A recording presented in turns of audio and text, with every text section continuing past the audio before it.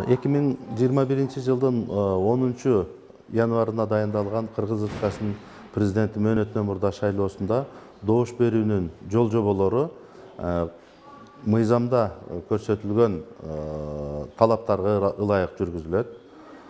Бул жолку добуш берүүдө 10 январ күнү биздин Кыргызстан эли референдумга да катышат. Ал референдумда Жогорку Кеңеш белгилеген мыйзамга ылайык Кыргыз Республикасынын башкаруу формасын аныктоо боюнча референдум болуп өтөт. Референдумга да добуш берүү үчүн дагы шайлоочуга шайлоо бюллетени берилет. Шайлоочу келип идентификациядан өткөн мезгилде шайлоочуга 2 чек чыгарып берилет. Ийгиликтүү идентификация өткөндөн кийин 2 чек чыгарып берилет.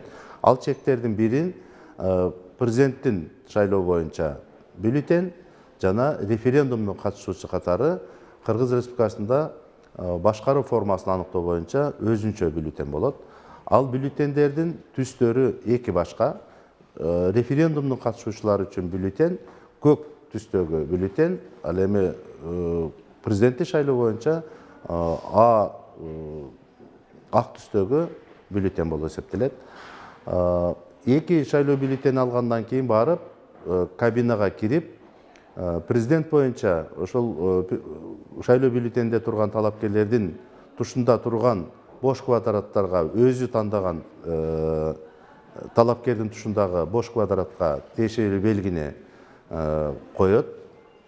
Анан аны өзүнчө шайлоо автоматтык эсептегич урна бар. Ал өзүнчө автоматтык эсептегич урнага салынат. Ал эми референдумдун катышуучусу катары шайлоо бюллетенди алып, ал жерде 3 позиция турат. Биринчиси мен бюллетенге жайгаштырылган мыйзамда кабыл алынган вариант боюнча айтайын. Биринчиси президенттик республика башкаруу формасын каалайсызбы? Экинчиси парламенттик башкаруу формасын каалайсызбы деген суроо турат. Жана үчүнчүсү бардык варианттарга каршы деген позиция.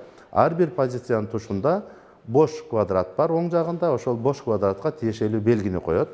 Биз өзүбүздө птичка деп айтып жүрөбүз. Ошол белгини койгондон кийин шайлоо бюллетенин референдум үчүн автоматтык эсептегич урнага салыш керек. Эгерде референдум катышуучусу